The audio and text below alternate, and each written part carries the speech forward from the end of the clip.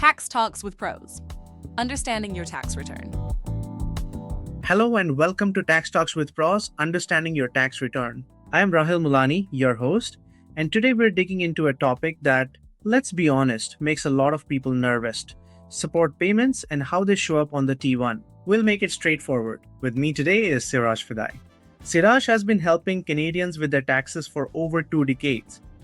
Quick note on scope, we are focusing on line 128 of the T1, that's where support payments live, specifically lines 127.99 total support received and 128 untaxable amount the recipient side. Why does this matter? Because getting those lines right affects taxable income, automated CRA matching, and potentially benefits and assessments. So let's get clear. Thanks, Rahil. Hi, everyone. I am Siraj Fidai. I'm a tax specialist who spends a lot of time at the intersection of benefits for families with health issues as well, family law, and CRA rules. The basic rule to lock in first is this. Line 12799 is the total support received under a court order or written agreement, and line 127800 is the taxable spousal support portion, but only for post 1997 orders. Child support is not taxable and should not be on 128.00. Good. That post 1997 distinction trips people up. So, Siraj, can you walk us through a concrete example? Something simple. Let's say a court order requires $1,000 per month in child support and $500 per month in spousal support. Over a year, the recipient would report on their T1 total support received. Line 127.99 equals $18,000, the total support received. Line $128 equals $6,000. That's the taxable spousal portion. The payer, on their return, mirrors that. Support payment made. Total line 219.99 is $18,000. And allowable deduction line $220 is $6,000. The matching has to line up for both returns.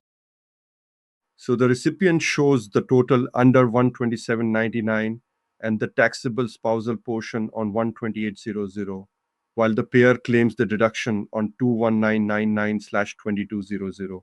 That mirror is crucial. Otherwise, CRA matching programs flag it.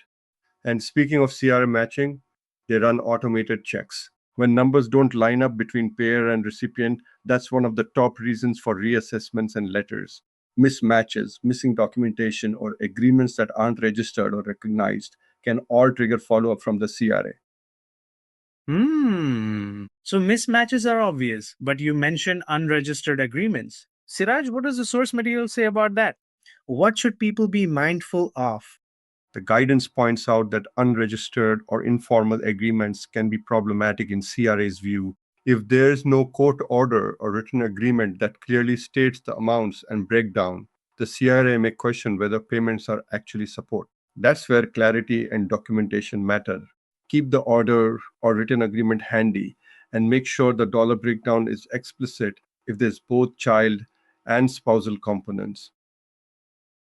And another wrinkle I wanted to ask about lump sum prepayments. I get emails about that all the time. How does the CRA treat those? The lump sum prepayments are an issue CRA carefully looks at. Sometimes a payer will make a large lump sum payment that covers several months or even years. The CRA may treat that entire amount as support, and then it becomes a question of how it's reported and over what years.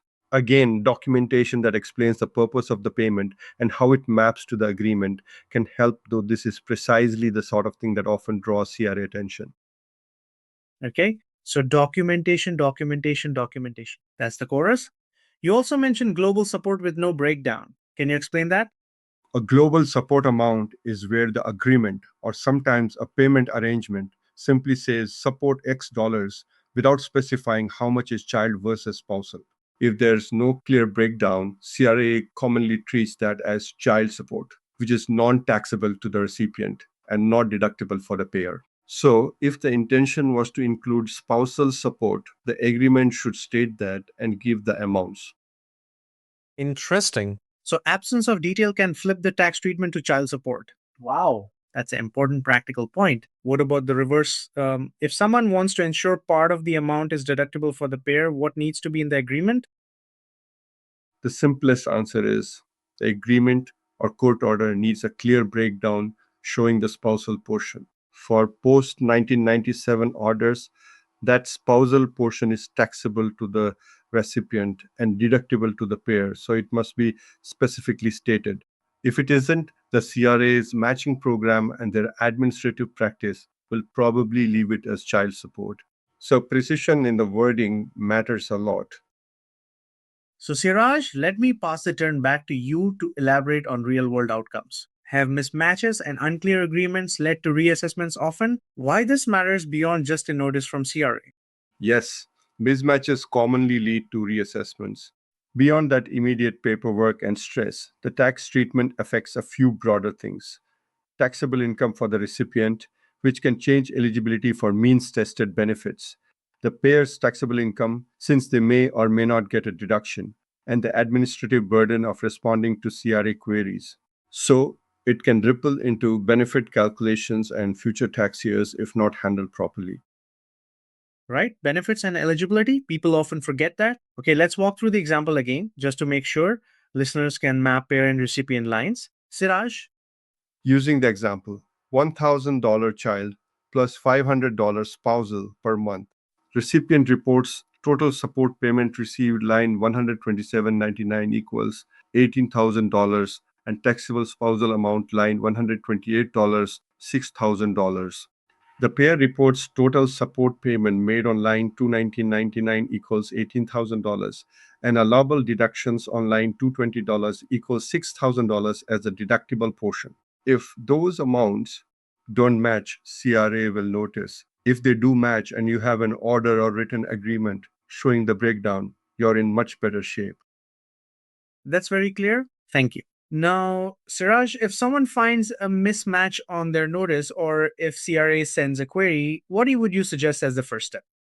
I would emphasize keeping documentation and line mapping consistent. So, the first step is to gather your court order or written agreement that shows the amounts and the breakdown. Then check that the numbers on both returns, if possible, match the agreement. This may not be possible at times because of breakdown of relationship and communication. If they don't, prepare to show the CRA the agreement and explain the mapping. If there are lump sums, be ready to explain their purpose and timing relative to the agreement. Got it. Gather the order, match the numbers, and be ready to explain lump sums. Simple checklist stuff. Perfect. I want to throw in a short question for you, Siraj. In your work, do you see one common mistake more than others? Yes, people often report only what they received without mapping it to the agreement. For example, recipients sometimes put a total support payment received on 127.99 but forget to separately report the taxable spousal portion on 128,000 or payers fail to claim the corresponding support payment deduction on 220,000. Another common issue is vague settlement language, we'll settle support, with no breakdown. Those are exactly what triggers CRA reviews. So, the takeaway, map the numbers to the lines and to the agreement. Simple but easy to miss. One more practical note I'll add from the guidance, CRA's automated matching looks at both sides. So, even if the recipient is reporting correctly, if the payer doesn't report their side properly, you can still get a letter. So, cooperation, sometimes difficult, and consistent reporting across both returns helps everyone. Yep, cooperation. Sounds obvious, but yeah. Okay, before we wrap, let's do a quick recap and then I'll point listeners to the resources mentioned in the episode. Siraj, want to summarize the core points? Core points, line 12799 equals total support received under a court order or written agreement.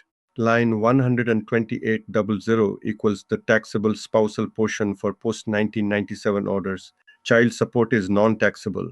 Payers use total support payment made line 2 1999 and deductible support payments 220 to report. Watch out for mismatches, unregistered or vague agreements, lump sum prepayments, and global support without a breakdown. Those are common CRA triggers. Keep documentation and line mapping consistent to reduce the risk of reassessments. Beautifully put. Thank you. Final practical note from me, if you're a listener who's dealing with support payments this tax season, make a little file. digital or paper, where you keep your court order or written agreement, any payment receipts, and a one-page note that maps the numbers to lines. That's it. It makes any CRA query so much easier to answer. So that's support payments in a nutshell. Clear lines, clear breakdowns, and keep your paperwork in order. It's not glamorous, but it works. Exactly. Not glamorous, but very practical. Thank you so much, Siraj, for joining and walking us through this with clarity. My pleasure, Rahil. Glad to help. And thank you everyone for listening. If you have a question about a specific scenario, send it our way and we'll do our best to cover common variations in future episodes. For now, quick recap: total versus taxable, child versus spousal, and matching the payer and recipient lines. Keep your agreements explicit. Keep your receipts because you'll sleep better. That's all for this episode of Tax Talks with Pros.